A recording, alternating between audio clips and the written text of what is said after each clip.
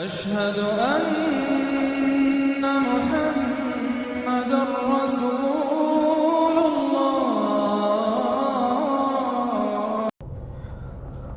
अस्सलामु अलैकुम रहमतुल्लाहि व बरकातहू। आज 23 अगस्त 2024 है। सुबह जुमा का दिन है। तकरीबन 6:50 हो गए हैं। 7 बजने वाले हैं। 7 बजने वाले हैं। मैं बार बार बातें कर रहा हूँ, मुसलमानों को होशियार कर रहा हूँ, मुसलमानों को होशियार कर रहा हूँ, मुसलमानों को होशियार कर रहा हूँ। मेरी वीडियो सुनने वाले सोच रहे होंगे साला ये बेवकूफ़ है, खाली फोकट में गला फाड़ रहा है और कोई मतलब की बात करता नहीं, कोई एंजॉयमेंट करता नहीं, बोलने का तरीका नहीं, सलीका नहीं। अब एक गधों मैं तुम लोगों को बता रहा हूँ, तुम लोग की फटने वाली है। तुम जो अपने अपने घरों में खूबसूरत मियाँ भाई की लड़कियों से शादी करके मियाँ भाई की लड़कियों के साथ मियाँ भाई बन के मज़ा कर रहे हो ना, साले तुम्हें ऐसे चखने को भी नहीं मिलेगा। तुम्हारे घर से तुम्हारी बहन बेटियों को उठा के ले जाके कंटेनर में भर के बेच देंगे। जो बड़ी बड़ी हेकड़ी है ना, सब निकल जाएगी। पिछले साल जब मैं निकला था बाहर तो मेरा पोस्टर देखकर मियाँ भाई साले हंस रहे थे।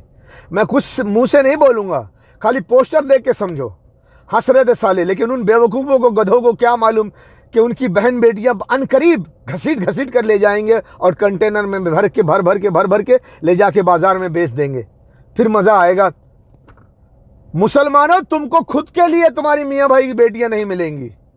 वो तुम्हारी बेटियां ले जाके मजा करेंगे, ऐश करेंगे। उसके बाद जब उनका दिल भर जाएगा तब वो तुमको ला के देंगे, लो इसकी बेटी पैदा करो, इसके साथ सो के बेटी पैदा करो और बेटी 5 साल 6 साल की हो जाएगी तो मुझे ला के दो, फिर मैं इसको इस्तेमाल करूंगा। तुम्हारी ये औकात होने वाली है मियाँ भाई। मियाँ भाई, बेवकूफ़ मियाँ भाई, हिंदुस्तान, पाकिस्तान और बांग्लादेश के मुसलमानों, श्रीलंका, नेपाल के मुसलमानों, याद रखो कि सुपर पावर, दुनिया का सुपर पावर अब जो जंग का खित्ता बनने वाला है, जो जंग शुरू होने वाली है, ये हिंदुस्तान, पाकिस्तान, बांग्लादेश, श्रीलंका, नेपाल, ये खित्ता तो है जंग की लपेट में आने वाला है। ये खित्ते में जंग होने वाली है। अब ये खित्ते में जंग होने वाली है। नेपाल, श्रीलंका, हिंदुस्तान, पाकिस्तान, बांग्लादेश। किस लिए सुपर पावर इस खित्ते को जंग के लपेट में लाने वाला है? इसलिए कि उसको अरब के, गल्फ के पेट्रोल पे कब्जा करना है। उसके रास्ते का बड़ा कांटा ईरान बन गया। ईरान को सफाया करना वाला है 2 न्यूक्लियर पावर, 2 न्यूक्लियर मिसाइल से, और वो भी हिंदुस्तान से 2 न्यूक्लियर मिसाइल ईरान में मारी जाएगी। कैसे हिंदुस्तान मारेगा ईरान पे 2 न्यूक्लियर मिसाइल? सब बेवकूफ हो, सोचते होंगे यार ईरान पे कैसे हिंदुस्तान हमला करेगा। करेगा कैसे? हिंदुस्तान को बरगलाया जाएगा अब कि वो पाकिस्तान पे हमला करे। जब वो पाकिस्तान पे हमला करेगा तो कहा जाएगा, ईरान में 2 न्यूक्लियर मार के कहा जाएगा टेक्नोलॉजी के खराबी की वजह से 2 न्यूक्लियर मिसाइल ईरान में गिर गई। हमने मारा था पाकिस्तान को, लेकिन गिर गई जाके ईरान में गलती से, लेकिन जानबूझ के मारेंगे। तो ये सब प्लानिंग हो रहा है, ये सब दिमाग लगाया जा रहा है, और इसी सब प्लानिंग का सब एक हिस्सा है बांग्लादेश तख्ता पलट। बांग्लादेशी ज़्यादा खुश ना हो। अगर वो नहीं सीधे रास्ते पे आए और अगर सुपर पावर के प्लानिंग से आगाह नहीं हुए, उनको किसी ने नहीं बचाया, तो अनकरीब पूरे बांग्लादेश से उनकी खूबसूरत लड़कियां, उनकी बेटियां कंटेनर में भर के यूरोप और अरब के बाज़ारों में बेच दिए जाएंगे। फिर अपनी बहन बेटियों की इज्जत आबरू की हिफाजत नहीं कर सकोगे। यही काम पाकिस्तान में भी होगा, यही काम हिंदुस्तान में होगा। इस तमाम खित्ते से मुसलमान, सबसे पहले मुसलमान कौम की बेटियों को कंटेनर में भर के ले जाके बेच दिया जाएगा, और उसके बाद दूसरी कौम की भी बेटियों को, तमाम खूबसूरत बेटियां गायब हो जाएंगी। कहाँ गई पता नहीं, उनको कंटेनर में भर के ले जाके बेच दिया जाएगा बाजार में। अब दुनिया में जो डिजिटल सिटी बन रहा है, वो सारे सिटीज़ जो हैं बिजनेस और तरक्की के नाम पर अय्याशी के अड्डे बनाए जाएंगे, और बन रहे हैं और बनाए जाएंगे। वो अय्याशी के अड्डे बनाए जाएंगे तमाम अमीर आदमियों के लिए। दुनिया भर से खूबसूरत लड़कियां, खूबसूरत औरतें वहाँ कैद कर ली जाएंगी, और जिससे कि वो अमीर लोग वहाँ शराब और अय्याशी की ज़िंदगी गुजारेंगे। अगर खुल कहूँ तो आज दुनिया भर के लोग जो हैं सुपर पावर के साथ मिलकर के शद्दाद बनने वाले हैं। शद्दाद ने दुनिया में जन्नत बनाई थी, लेकिन उसने जन्नत बनाई थी किसी और मकसद से, शराब और अय्याशी के लिए नहीं। लेकिन ये लोग सिर्फ महज शराब और अय्याशी के लिए डिजिटल सिटी बना रहे हैं, और ये दुनिया को फसाद में डालकर, दुनिया को अपना गुलाम बनाकर, दुनिया भर की खूबसूरत औरतों को पकड़ के ले जाकर उस डिजिटल सिटी में कैद करेंगे और उनके साथ शराब और अय्याशी की ज़िंदगी गुजारेंगे। ये मकसद है। मुसलमान के उलमा जाहिल कहाँ हैं सब, और मुसलमान के लोग सब कहाँ हैं? ये मुसलमान कौम के लोगों को अक्ल क्यों नहीं है? ये थोड़ा थोड़ा पैसे जमा करके कोई मजलिस क्यों नहीं करते?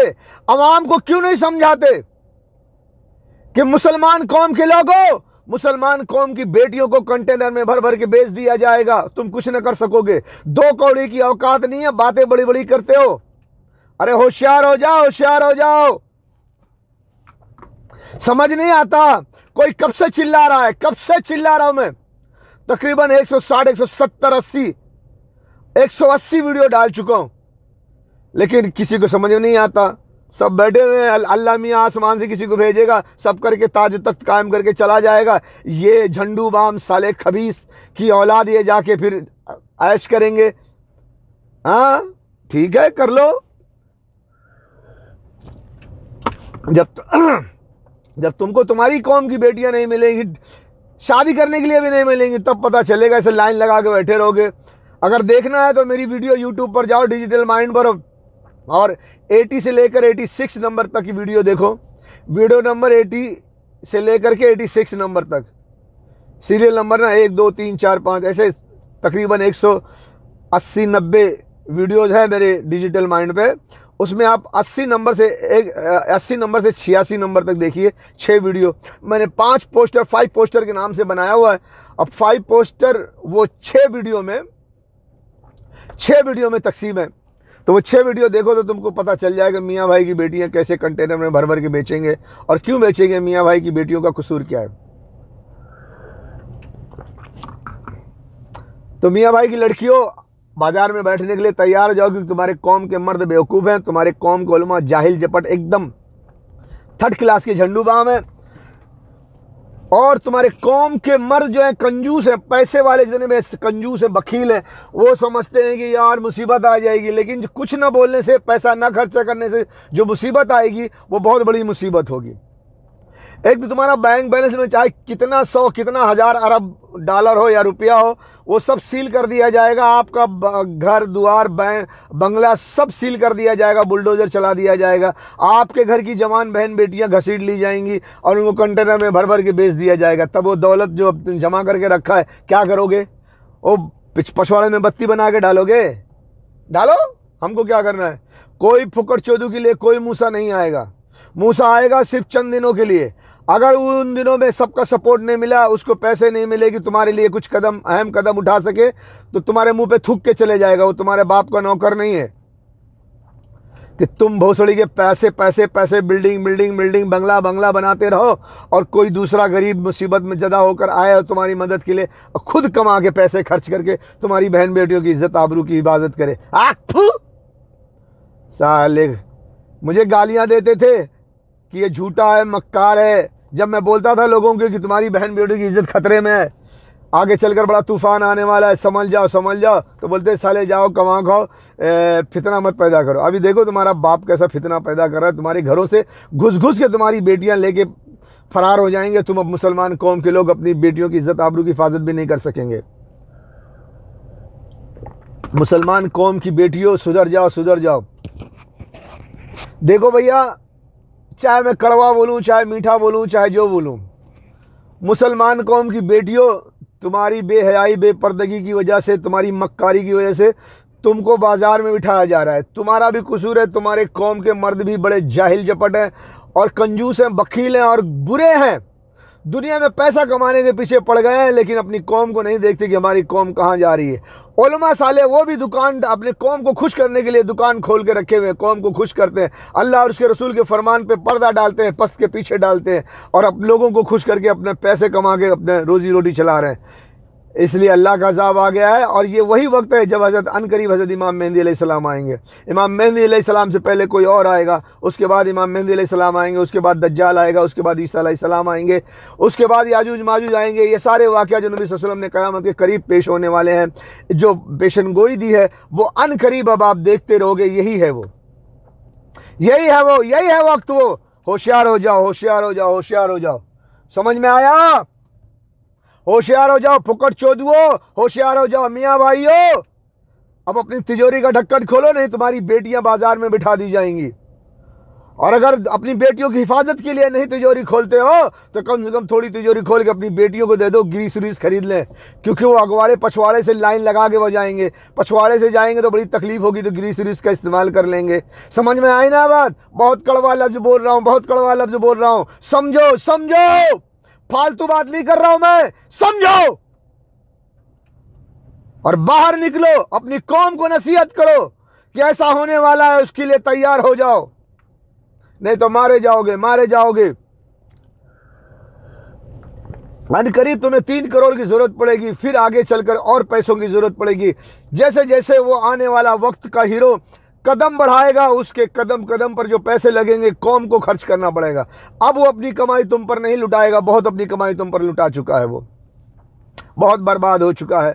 अब वो नहीं करेगा, चाहे तुम्हारी कौम की बेटियां बाजार में जाएं या ना जाएं, तुम्हारी कौम की बेटियों को वहीं हिंदुस्तान में नंगी करके चाहे डंग डंग डंग करे या ना करे, उसे कोई फर्क नहीं पड़ता, क्योंकि तुम साले बखील कंजूस हो। और जब तुम अपनी बहन बेटियों की हिफाजत के लिए एक पैसा खर्च नहीं करना चाहते तो कोई और क्यों करे? नहीं करेगा कोई। ये समझना ये तुम्हारी भूल होगी कि कोई आसमान से उतरेगा और तुम्हारी कौम की बेटियों की इज्जत आबरू बचा करके तुम्हें ताज तख्त पे बिठा के वो खुद फिर आसमान पे चले जाएगा और तुम बड़े ऐश करोगे। ऐसा नहीं होगा, वैसा नहीं होगा। नवंबर दिसंबर में तूफान आने वाला है हिंदुस्तान में, नवंबर दिसंबर में कोई आने वाला है, होशियार हो जाओ, होशियार हो जाओ। नवंबर दिसंबर में कोई आने वाला है, होशियार हो जाओ। नवंबर और दिसंबर में हीरो की एंट्री होने वाली है। नवंबर और दिसंबर में कभी भी हीरो की एंट्री हो सकती है। 2024 के नवंबर दिसंबर में कभी भी हीरो की एंट्री हो सकती है, क्योंकि ईरान पर डायरेक्ट अमेरिका इजराइल हमला नहीं कर सकते। अगर वो करते हैं डायरेक्ट ईरान पर हमला तो ईरान पहले फुर्सत में इजराइल का नामो निशान मिटा देगा। इतनी मिसाइल्स उसके पास, इतने हथियार हैं, और वो इजराइल भी जानता है, अमेरिका भी जानता है, ब्रिटेन फ्रांस भी जानते हैं, ऑस्ट्रेलिया भी जानता है। इसीलिए डायरेक्ट ईरान पर हमला कोई नहीं करेगा। क्यों? इजराइल खत्म हो जाएगा, इजराइल को सेव करना है। इसलिए ईरान को हिंदुस्तान से मारा जाए, हिंदुस्तान को इस्तेमाल करके ईरान को मारा जाए, ताकि ईरान अगर कोई जवाबी कार्रवाई करे तो वो हिंदुस्तान में करे, इजराइल सेफ रहे। इसीलिए ईरान को मारने के लिए हिंदुस्तान को चुना गया है। इन लाशों को, गोश्त के टुकड़ों को देखकर तुम्हें गैरत क्यों नहीं आती? तुम कैसे सोते हो? तुम कैसे पीते हो? तुम कैसे खाते हो? तुम कैसे जिंदगी गुजारते हो? ए बेगैरतो, ए जर्देलो, ए हुक्मरानो, तुम कब जागोगे? कब जागोगे? वो बेचारे फरियाद कर रहे हैं, बुला रहे हैं तुम्हें। कोई हाफिज कुरान आर्मी चीफ साहब, रसूलुल्लाह की उम्मत कट रही है, लोग उनके आज़ा के टुकड़े चादर में समेट रहे हैं। तुम अपने एटम बम और मिसाइलों के साथ तमाशा देख रहे हो। हमसे बर्दाश्त नहीं हो सकता, हम ये नहीं देख सकते, हम ये बर्दाश्त नहीं कर सकते। जुर्रत करो।